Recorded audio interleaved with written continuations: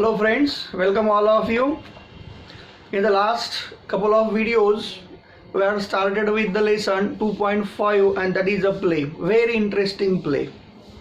We have learned that in the Andher Nagari there is the king and the name of the king is the Chaupat. So the disciple came to see how interesting or all the amazing things are happening in that kingdom. First person who on that particular day came in the court, that is the thief, and thief asked his pardon to the king Chaupat, and he is pleading to the king that, oh mercy, oh king, please justice me. Why he is asking for the justice? Because he said that he and his friend both were very honest in their profession, both were very honest thief, and when he was in the merchant's house, when the merchant was out of the station, they made a hole to the wall, and unaccidentally the wall itself came on the thief. When the wall came on the thief, the one of the thief who is at the time of entering in the merchant's house, he killed there. So he died. आता thief जो आहे, thief या मर्चंटवरती आरोप करतो की या मर्चंटनं अशा प्रकारचं अतिशय वीक, खूपच कमकुवत घर बनवलं, ती भिंत त्याच्या अंगावर पडली म्हणून चोराला ती चोरी करत असताना त्याला त्याचा मित्र गमावा लागला. राजा मर्चंटला त्या दरबारामध्ये बोलावतो. मर्चंटला दरबारामध्ये बोलावलं. हा मर्चंट सांगतो की याच्यामध्ये माझी काही चूक नाहीये, मी तर खूप चांगल्या प्रकारे घर बांधायचं ठरवलं होतं, पण ही जी चूक आहे, this is the fault of brick layer. त्या ब्रिक लेअरने चांगल्या प्रकारे भिंत बांधली नाही आणि ब्रिक लेअरने भिंत बांधली नाही म्हणून ती भिंत जी आहे ती पडली. म्हणजे थीफ मर्चंटवरती आरोप करतो, मर्चंट या ब्रिक लेअरवरती आरोप करतो, ब्रिक लेअर या मॉर्टर मेकरवरती आरोप करतो की त्याने ते मटेरियल जे आहे भिंत बांधण्यासाठीचं ते मटेरियल प्रॉपरली केलं नाही, त्याच्यामध्ये खूप पाणी जास्त मिक्स केलं, त्यामुळे ती भिंत चांगल्या प्रकारे बनली नाही. आता हा मॉर्टर मेकर जो आहे तो मॉर्टर मेकर सांगतो की माझी काही चूक नव्हती, कारण जे भांड त्या मॉर्टर मेकरमध्ये पाणी टाकण्यासाठी मी वापरत होतो त्या भांड्याचं जे तोंड आहे, it was extraordinary huge, extraordinary big. ते तोंड जे आहे ते थोडंसं मोठं होतं, त्यामुळे त्यातून पाणी टाकत असताना जास्त पाणी पडलं गेलं. जर पॉटरने चांगल्या प्रकारे त्याचं भांडं बनवलं असतं तर माझ्याकडून पाणी जास्त पडलं नसतं आणि मटेरियल चांगलं बनलं असतं. अशा प्रकारे हा मॉर्टर मेकर जो आहे हा ब्लेम करतो पॉटरला. आता हा किंग जो आहे, ज्या वेळेस पॉटरवरती आरोप केला जातो त्यावेळेस हा किंग जो आहे तो किंग त्याच्या गार्डला ऑर्डर देतो आणि त्याच्या गार्डला ऑर्डर देऊन काय सांगतो, let the potter be brought here at once. आत्ताच्या आत्ता त्या पॉटरला या ठिकाणी दरबारामध्ये घेऊन या. He must be executed for moulding such useless pot. लक्षात ठेवायचं, executed, he must be executed. Execute म्हणजे टू हँग, फासावरती लटकावणे, आणि moulding such useless pot, MOULD, mould म्हणजे आकार देणे, घडवणे. त्याने जे काही भांडं जे आहे त्या कुंभाराने जे भांडं बनवलं आहे ते अतिशय युजलेस बनवलं आहे, आणि हे जे युजलेस भांडं बनवलेलं आहे या युजलेस भांडं बनवल्यामुळे कुंभाराला शिक्षाही झालीच पाहिजे, कारण त्याने निकृष्ट दर्जाचं काम केलेलं आहे, त्याने त्याचं काम प्रॉपरली केलं नाही. आत्ताच्या आत्ता त्याला घेऊन या. लगेच एक गार्ड जो आहे तो गार्ड पळत जातो आणि त्या कुंभाराला दरबारामध्ये घेऊन येतो. आता पॉटरला तर काही कळत नाही की नेमकं आपला काही दोष नाही आहे, मी तर माझं चांगलं काम करतोय, माझा काहीही दोष नसताना मग मला फासावरती का लटकवलं जातं, चोराने चोरी करतोय. मग राजा त्या चोराला शिक्षा न देता ही दुसऱ्यालाच कोणाला तरी शिक्षा होती. दरबारामधले सगळे लोक जे आहेत, खास करून तो डिसायपल जो त्या दरबारामध्ये आलेला आहे, काय घडतंय ते बघण्यासाठीचं, he was very surprised that exactly what is happening there and how the king will now take the decision, how the king will take his decision and he will give the justice to the person. तो न्याय कशा प्रकारे देईल. आता Potter काय करतो बघा, दरबारामध्ये आल्यानंतर कावरिंग बिफोर द किंग, त्या राजासमोर तो अतिशय कळकळीची विनंती करतो. त्याच्यासमोर तो गुडघे टेकून बसतो आणि त्याला म्हणतो, युअर मॅजेस्टी, हे राजेसाहेब, show mercy to this humble potter, माझ्यासारख्या गरीब कुंभारावरती तुम्ही दया करा. Please you show the mercy on मी.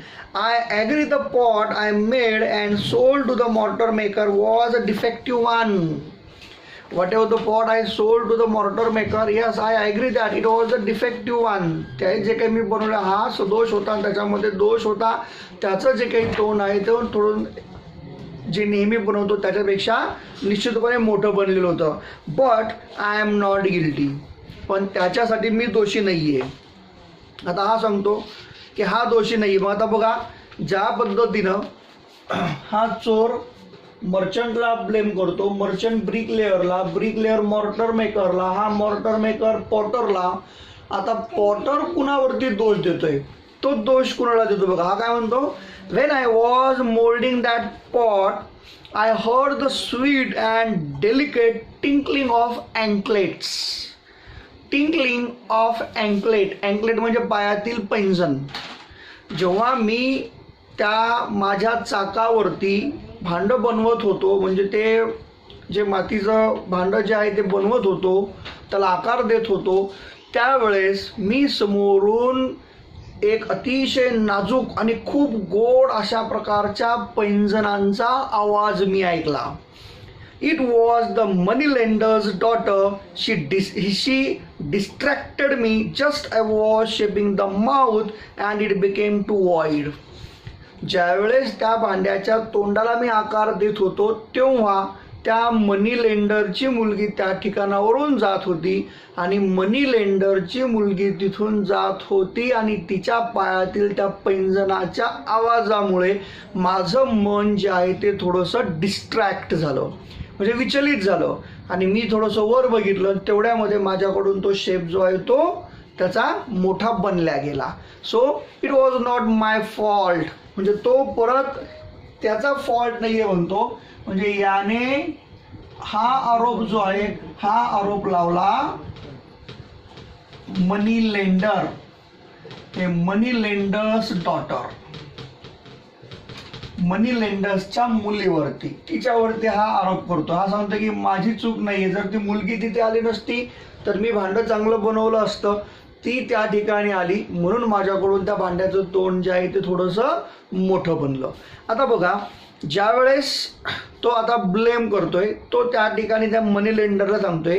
आता किंग चौपट जसा प्रकारे तो ब्लेम वाढत चालतो, ज्या पद्धतीने ब्लेम दुसऱ्यावरती होत चालतो, तसा तो दुसऱ्यांना बोलावत जातो. आता त्या मनी लेंडरला, मनी लेंडरच्या मुलीला इथे घेऊन या असं म्हणून तो ऑर्डर देतो. काय म्हणतो किंग बघा, bring the money lenders daughter here this very instant, म्हणजे आत्ताच्या आत्ता ताबडतोब, डोंट डिले. न्याय मिळायला थोडाही कुणालाही उशीर करायचा नाही. आत्ताच्या आत्ता मनी लेंडरच्या मुलीला या ठिकाणी घेऊन या. She must be sent to the gallows for disturbing this poor potter at work. That the money lender, what is the money lender's fault, what is the money lender's guilt, crime. या money लेंडरच्या मुलीचा चूक काय आहे किंवा तिचा गुन्हा कुठला आहे की तिने पॉटरला त्याचं काम करत असताना तिच्या कामामध्ये, त्या पॉटरच्या कामामध्ये डिस्टर्ब केले. तेव्हा त्याच्या कामात डिस्टर्ब केल्याबद्दल त्या मुलीला शिक्षाही झालीच पाहिजे. म्हणजे त्या मुलीला आत्ताच्या आत्ता या ठिकाणी घेऊन या. एक गार्ड जातो आणि गार्ड जाऊन मनी लेंडर आणि तिची मुलगी दोघांना घेऊन येतो. कारण मनी लेंडरच्या मुलीला आणायचं म्हणजे तो मनी लेंडर जो आहे, सावकार जो आहे, तो सावकार देखील त्या ठिकाणी त्या मुलीसोबत तिथे येतो. आता मनी लेंडर जो आहे हा मनी लेंडर त्या ठिकाणी आला. What the money lender said in a desperate voice, अतिशय हळू आणि अतिशय बारीक आवाजामध्ये तो त्या ठिकाणी बोलतो आणि काय म्हणतो, ओ जस्ट किंग, स्पेअर माय डॉटर. ओ जस्ट किंग, स्पेअर माय डॉटर. जेव्हा त्या मुलीला तिथे आणलं जातं तेव्हा तो मनी लेंडर जो आहे तो मनी लेंडर त्या राजासमोर अतिशय विनवणी करतो आणि त्याला सांगतो, please you spare my daughter. माझ्या मुलीला तुम्ही सोडा, माझ्या मुलीला तुम्ही यामधून वाचवा, कृपा करून तुम्ही तिला कुठल्याही प्रकारची पनिशमेंट करू नका. She is my only child and to be wedded next month. She is my only child. Only child it means एकुलती एक मुलगी. ती माझी एकुलती एक मुलगी आहे आणि as she is my only child, she would be wedded in the next month. Wedded. She will be wedded in the next month. Wed म्हणजे विवाह होणे. पुढच्या महिन्यामध्ये तिचा विवाह आहे, तेव्हा प्लीज कृपा करून तुम्ही माझ्या मुलीला वाचवा. तुम्ही तिला शिक्षा करू नका. प्लीज यू डोंट पनिश हर. तुम्ही तिला कुठल्याही प्रकारची शिक्षा करू नका. आता जेव्हा मनी लेंडर अशा प्रकारची विनवणी करतोय तेव्हा ती मुलगी त्याच ठिकाणी उभी असते. तिच्यासमोर तिचे वडील जे आहे ते त्या राजासमोर या प्रकारे या पद्धतीनं त्या ठिकाणी तिथे विनवणी करतायत आणि ही विनवणी करत असताना आता त्या ठिकाणी ते काय म्हणताय, ती मुलगी काय म्हणते, oh do not fret father. म्हणजे यांच्यासमोर तुम्ही अशा प्रकारे विनवणी करू नका. Do not fret father, the king will not hang me. राजा मला फासावरती लटकू शकणार नाही, राजा मला फासावरती लटकवणारच नाही. आणि ती राजाकडे बघते आणि म्हणते, या मोस्ट इस्टीम्ड हायनेस, हे आमच्या सर्वांचे आदरणीय किंवा आमच्या सर्वांचे तुम्ही respected esteemed highness, I rarely step outside the threshold of my home, but as my father said, I am to be married next week and my jewelry is not ready. I had to go to the goldsmith shop to urge him to work faster and hand over my ornament on the time. Now, how she make the excuses here? Number one thing, when she was going from that road, going from that potter's front, त्या Potter समोरून जेव्हा ती त्या ठिकाणावरून ती समोर जातीये, त्या पॉटर समोरून त्या ठिकाणी जात असताना ती आता या ठिकाणी विनंती करतीये की राजेसाहेब, मी नक्कीच त्या ठिकाणावरून जात होते. तिथून जात असताना त्याचं महत्त्वाचं कारण आहे जे की माझ्या वडिलांनी आत्ता सांगितलं आहे, I am going to be wedded in the next month.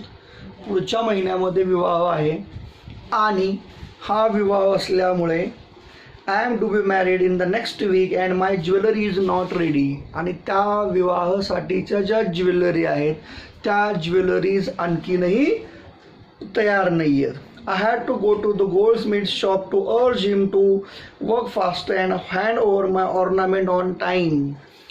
आणि मला त्या गोल्डस्मिथने म्हणजे त्या सोनाराने माझे दागिने विवाहाचे लवकर पूर्ण केले नाही, म्हणून त्याला विनंती करण्यासाठी मला त्या सोनाराच्या दुकानात जावं लागलं आणि त्या सोनाराकडे जाऊन माझे दागिने मला तू वेळेवर पूर्ण करून दे हे सांगण्यासाठी मला बाहेर पडावं लागलं.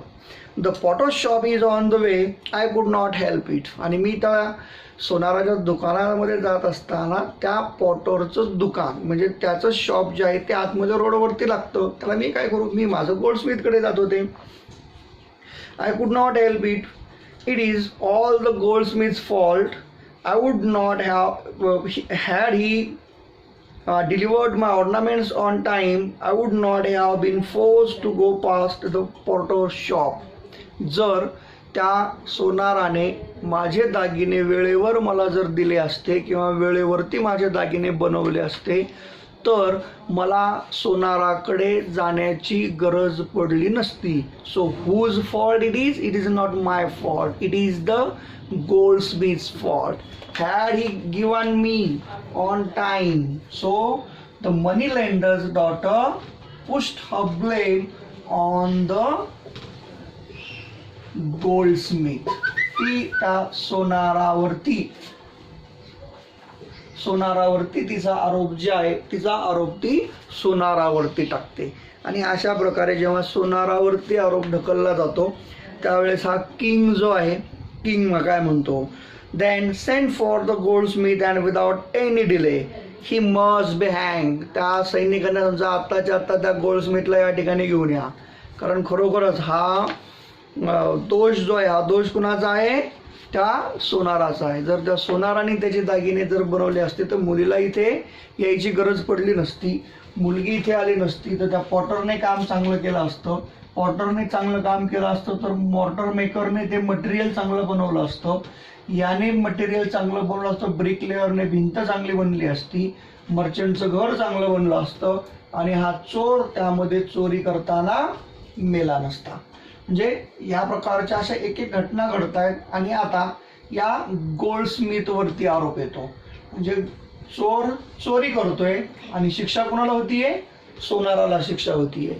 म्हणजे चोरी करणारा चोर आहे आणि त्या चोरी करण्याबद्दल जी शिक्षा आहे ही शिक्षा मात्र आता सोनाराला केली जातीये. आणि सोनाराला शिक्षा कशा पद्धतीने केली जातीये, आता हा नेक्स्ट पार्ट जो आहे, सर्व ॲक्टिव्हिटीज आपण यावरच्या एकदाच बघूयात. यावरचा जो नेक्स्ट पार्ट आहे पेज नंबर 60, या पेज नंबर 60वरचा आपण नेक्स्ट पार्ट जो आहे तो नेक्स्ट पार्ट आपण यावरचा हा कंटिन्यू करूया.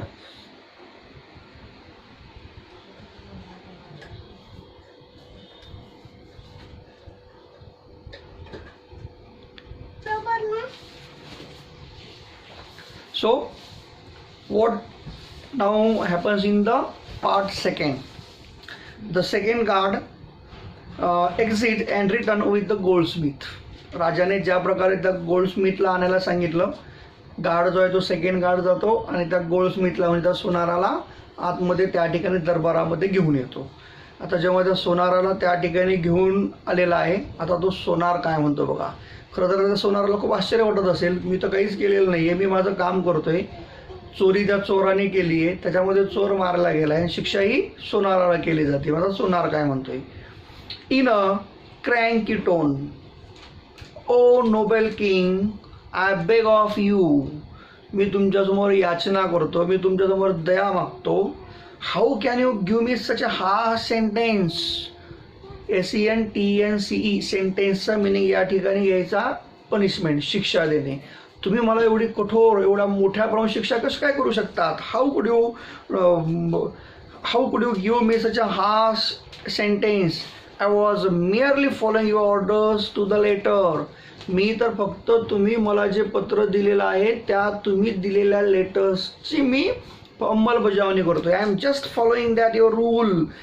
You commanded me to set aside all my work and get the queen's ornament ready before her highness's birthday. काय सांगतोय आता, की तुम्हीच मला आज्ञा दिली होती की सगळी कामं बाजूला ठेवायचे आणि हायनेसेस म्हणजे राणीचा वाढदिवस आहे आणि त्या वाढदिवसासाठी जी दागिने बनवायचे आहेत, ऑर्नामेंट्स जी बनवायचे आहेत, ते ऑर्नामेंट्स वेळेवरती त्या बर्थडेच्या अगोदर सर्व ऑर्नामेंट्स हे झाले पाहिजे. So you have given me the order and I just followed your orders. So there has been a delay in making this ladies bridal ornament. As you have given me the orders, तुम्ही दिलेल्या ऑर्डर्समुळे मी त्या मनी लेंडर्सच्या मुलीचा विवाह असूनही तिचे ornaments मी वेळेवरती बनवू शकलो नाही, कारण तुम्ही सांगितलं होतं की राणीसाठीचे ऑर्नामेंट जे आहे ते वेळेवरती आणि अगोदर बनवायचे. तेव्हा मी तर फक्त तुमची ऑर्डर फॉलो केली आहे, मी सर्व कामं बाजूला ठेवले. मग तुमची ऑर्डर फॉलो करण्याबद्दल how could you punish me. So your Highness, in the name of justice, your highness, pardon me, spare my life. I was just following your highness's orders. मी फक्त राणीच्या ऑर्डर्स पाळत होतो. युअर हायनेसेस ऑर्डर्स, फक्त तुमच्या आज्ञा मी पाळत होतो. आता दरबारामध्ये बसलेल्या सर्व लोकांना आश्चर्य वाटतं की या गोल्डस्मिथने संपूर्ण मोठ्या प्रमाणावरती या स्टोरीमध्ये खूप मोठा ट्विस्ट आणला आहे आणि याने आता संपूर्ण ब्लेम हा किंग किंवा क्वीन यांच्यावरती आणलाय. मग आता ही क्वीन किंवा किंग जे आहे, मग या दोघांपैकी आता शिक्षा नेमकी कुणाला होतीये? म्हणजे ज्या प्रकारे ही एकमेकांवरती ब्लेम करत चालत आहेत, आणि हा जो गोल्डस्मिथ आहे, या गोल्डस्मिथने या दोघांवरतीच, कारण राणीने सर्व ऑर्नामेंट बनवायला सांगितले, ऑर्डर दिली आहे, आणि राजाने वेळेवर बनवण्यासाठी लेटर दिलेलं आहे, यांच्यावरतीच तो आरोप करतो. तेव्हा आता दरबारातील लोकांना असं वाटतं की मग आता राजा जो आहे तो स्वतःला शिक्षा देतो का क्वीनला शिक्षा देतो? आता नेमकं तो पनिशमेंट जे आहे, ही पनिशमेंट तो नेमकं कुणाला आणि कशा प्रकारे देतोय? So how the story moves and what exactly the justice by the king will be given to the one of the person who are asking for the justice. The first, the thief pleaded, then the merchant, bricklayer, mortar maker, potter, moneylender, and now at the end goldsmith blamed to the queen and the king. So how king take the decision and give the justice? So the remaining part we'll learn in the next part.